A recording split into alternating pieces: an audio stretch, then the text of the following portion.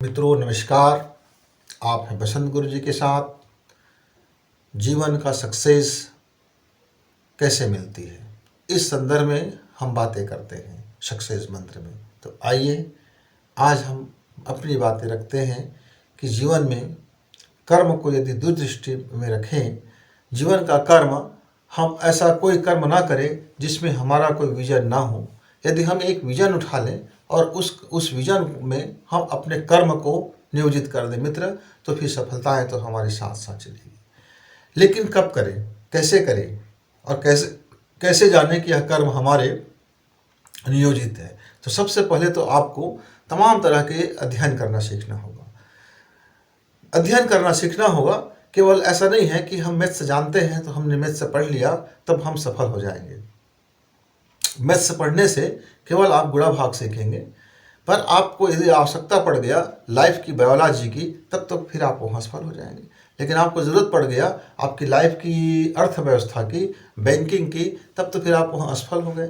आपको ज़रूरत पड़ गया जीवन की, फिलॉसफी की, और आपने कोई दर्शन की चीज़ें अध्ययन नहीं किया है, तब तो आप फेल हो गए। आपको आवश्यकता पड़ गया समाज की, राजनीति की, आपने तो कोई राजनीति के संबंध में का कभी पढ़े नहीं हैं, जानते नहीं हैं, अध्ययन नहीं करे हैं, ना आपका कोई विजन है, तब तो फिर आप वहाँ फेल हो जाएंगे। ये समाज समग्रता में चलता है। ये एक खास विषय, आपका विशेषज्ञ हो सकते हो, एक विषय का विशेषता बन सकते हो, लेकिन लाइफ को यदि पूरी सक्सेस चाहिए तो समग्रता में चाहिए। आपका जो देखने का तरीका हो वो समग्र दृष्टि हो, जीने का तरीका हो वो समग्र हो, सोचने का तरीका हो वो समग्र हो, वो क्लोज्ड माइंड ना हो, ओपन हो। ऐसा ओपन कि आप किसी भी विषय से अछूता ना रहें। हर विषय आपका कुछ तो अध्ययन हो, लगातार अध्ययन करो, रोज का अध्ययन करो। मित्र, मेरे एक मित्र थे, वह बड़ा गणित में शानदार था, 100 मार्क की था गणित में। गणित के अलावा अन्य विषय में वह 0 मार्क की था। क्यों? उसका सारा ध्यान गणित में था। हालांकि वह एक गणित का बहुत बड़े गणितज्ञ थे, लेकिन अपने जीवन में वो कभी तरक्की नहीं कर पाया। एक मामूली बाबू बन करके अपना जीवन गुजारने लगे। मामूली बाबू बन करके जीवन गुजारने लगे। आप उस मित्र का नाम जानते होंगे, जो हमारे देश का बहुत बड़ा नाम रोशन किया, गणितज्ञ रामानुजन। मित्रों, इतना ब्रिलियंट कि उस जमाने में, इस समय उसके मुकाबले का कोई गणितज्ञ नहीं था।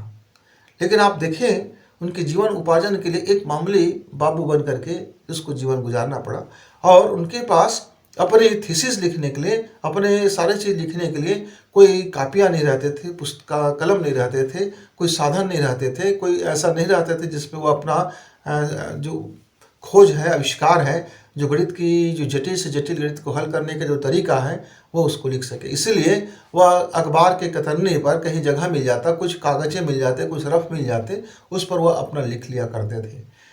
और वह जानता था गरीबी उनके लिए कोई अभिशाप नहीं था, लेकिन उसने गणित के अलावा और किसी चीज़ का अध्ययन नहीं करने कारण शेष जीवन में फिसड्डी बने रहे, धन धान्य में फिसड्डी बने रहे, सामाजिक प्रतिष्ठा में फिसड्डी बने रहे, अपनी ऊंचाई को पाने में फिसड्डी बने रहे, अपने गणितज्ञ होने की जो उनको लाभ देना था इस समाज को, उसमें जरा फिसड्डी बने रहे।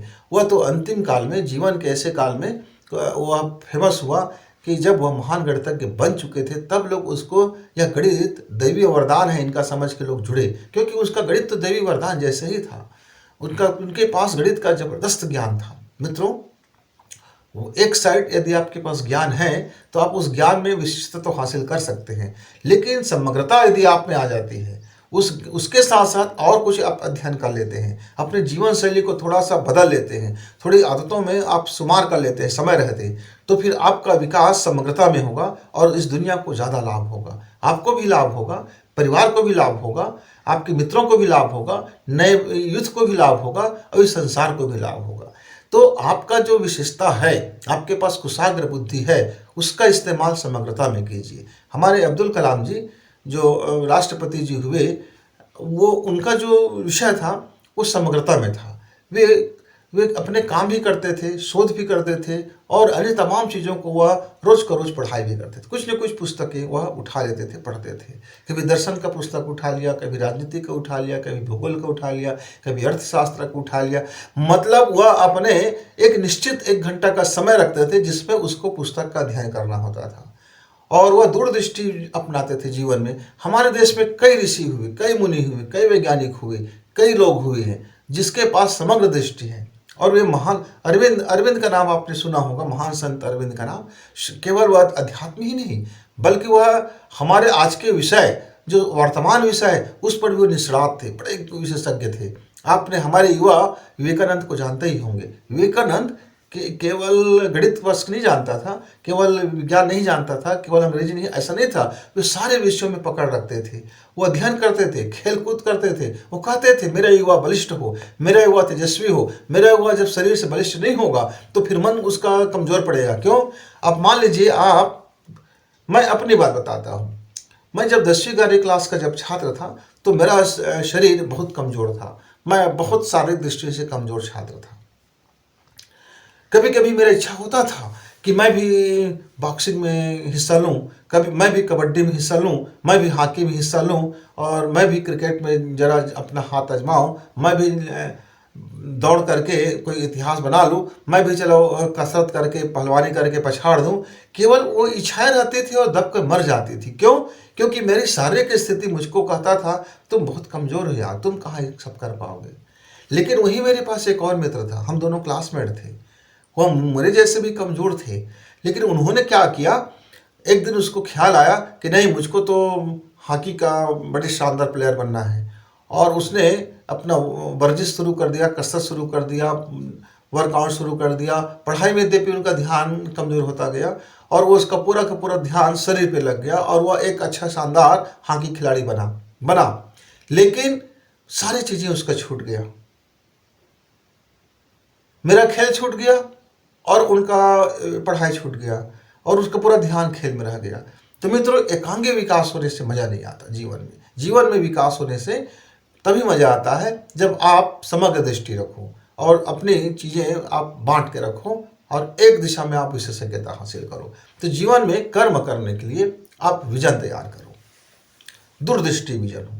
जैसे आप हाई स्कूल के छात्र हो, अभी से एक दृष्टि बना लो कि मुझको क्या क्या बनना है, कैसे कैसे बनना है, अपने जो शरीर है इसको कैसे ढालना है, मन को कैसे ढालना है, और लाइफ स्टाइल को कैसे ढालना है, दिमाग की सोच को कैसे बदलना है, किस तरह से हम हमेशा सोचते रहे, उसका डायरेक्शन क्या हो, हमारे प्राणों का डायरेक्शन क्या हो, हमारे जीवन का लक्ष्य क्या हो, हम किस मार्ग में चलेंगे, कितना हम मेहनत करेंगे, उस मेहनत के लिए हमको पाने के लिए क्या क्या ज़रूरत चीज़ें हैं, ये सारी चीज़ें आप यदि समय रहते डिसाइड कर लेते हो, डिसाइड कर लो, माइंड सेट कर लो और फॉलो कर लो। ये 3 चीज़ें यदि आप कर लेते हैं तो मित्र फिर आपकी सफलता को कोई नहीं रोक सकता। लेकिन अब हाई स्कूल में आपने नहीं कर पाया तो आपको आते आते हायर सेकेंडरी में कर लेनी चाहिए। लेकिन हमारे बच्चे 11वीं और 12वीं क्लास में बड़ा, ये उम्र ही मटरगश्ती का उम्र है, नादानियों का उम्र है और लफंटों से गिरी का भी उम्र है ये, और ये तरक्की का भी उम्र है। इसी उम्र में आकर के आप अपना माइंड ग्रो कर सकते हो। इसी उम्र में आकर के आप अपने को कुछ भी कहीं भी दिशा में आप मोड़ सकते हो। तो जिस दिशा में आपको जाना है आप अपनी ड्राइवरी उसी दिशा में कीजिए, अपनी रास्ता वहीं बदलिए। यहाँ पे यदि आप अपना कर लेते हैं तो फिर आप समझिए कि आपकी जिस दिशा में जाओगे उस दिशा की सफलता मिलेगी। लेकिन हमारे बहुत से मित्र 12वीं तक निकल जाते हैं लेकिन डिसाइड नहीं कर पाते, तो फिर कॉलेज में आने के बाद ये आपका अंतिम अवसर होता है। यहाँ आकर के आप जरा भी चूके तो लाइफ से चूकोगे। इसलिए मित्रों, अपने जीवन के कर्म का दूरदृष्टि विजन तैयार करो और उस संकल्प करो, रोड मैप तैयार करो और फॉलो करो। निश्चित तौर से आपको सफलता मिलेगी। अब बहुत से हमारे मित्र कॉलेज कर लिए, सब कर लिए, अब उनकी मैरिज भी हो गया। अब वह जीवन में क्या करना है, क्या करना है, क्या व्यवसाय करें, क्या करियर बनाएं, कहाँ से पैसा पाएं, कैसे हम अपनी जीवन की इच्छा पूरा करें। यहाँ जाते हैं, वहाँ जाते हैं, इनके यहाँ काम करते हैं, उनके वहाँ काम करते हैं, इस कंपनी में आदर लगाते हैं, उस कंपनी में आदर लगाते हैं, इस नौकरी के लिए आदर लगाते हैं, उस नौकरी के आदर लगाते हैं, और उसकी पूरा जीवन चक्कर में, दौड़ भाग में, इस दरवाजे उस दरवाजे, इधर का सोचना उधर का सोचना, इनसे सलाह लेना उनसे सलाह लेना, उनकी बात मानना उनके कहे अनुसार चलना, उनके हिसाब से जीना। और जीवन से इतना तंग आ चुके होते हैं, इतना कराह से भर चुका होता है, इतनी घाव से भर चुका होता है, इतनी पीड़ाओं से भर चुका होता है कि जीवन उसको बेगैरत मालूम होने लगता है और वह अपने जीवन पे वह कुछ कुछ आदतें बना लेते हैं, कुछ का कुछ खान पान बना लेता है, कुछ का कुछ जीवन शैली बना लेता है, और पूरी अभी जो दिख रहा था, जो कोमल दिख रहा था, खिलता हुआ पंखुड़ी दिख रहा था, वो क्लांत और मुरझाया हुआ और बेजान, उसमें कोई रस नहीं दिखाई देता, उसमें कोई उमंग दिखाई नहीं देता, उसके जीवन में ऐसा कोई सुगंध ही दिखाई नहीं देता। वो बिल्कुल म्लांत और क्लांत जीवन जीने को मजबूर हो जाता है मित्र। तो आप धैर्य करें और उस समय पछताएं, उससे अच्छा है समय रहते आप अपने जीवन के कर्म का विजन तैयार कर लो, एक दूरदृष्टि अपना लो और खाका तैयार कर लो, और मित्र आप उस पर चल पड़ो। निश्चित तौर से सफलता मिलती है। कि हमारा व्यक्तिगत अनुभव है, हमारा ये व्यक्तिगत अनुभव है। हम उधार की चीज़ें आपको नहीं बताते हैं, हम जो भी चीज़ें आपको बता रहे हैं सब हमारा अपना मौलिक है, अपनी अभिव्यक्ति है, अनुभूति से गुजरा है, एहसास से गुजरा है, जीवन काल से गुजरा है, अनुभव से होकर के दायरे से हमने गुजरे हैं। इसीलिए हम आपको अपनी बातें ज़रा ठोस होकर के और पूरे निश्चय से हम आपको बता सकते हैं। आप जीवन में जो भी कर्म करते हो उस कर्म के पीछे आपका विजन काम करना जरूरी है। आप यूं ही कोई कर्म करोगे तो फिर आपको यूं ही परिणाम मिलता रहेगा।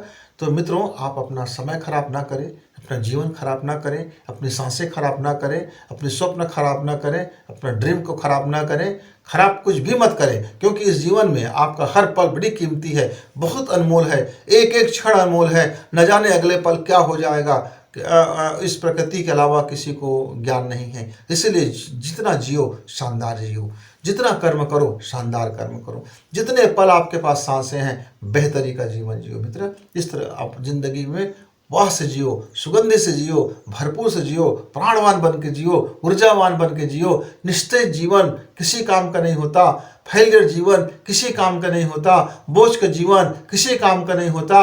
और समय गुजर जाने के बाद किसी खेत की सिंचाई करोगे तो उस फसल के लिए वो सिंचाई किसी काम का नहीं होता।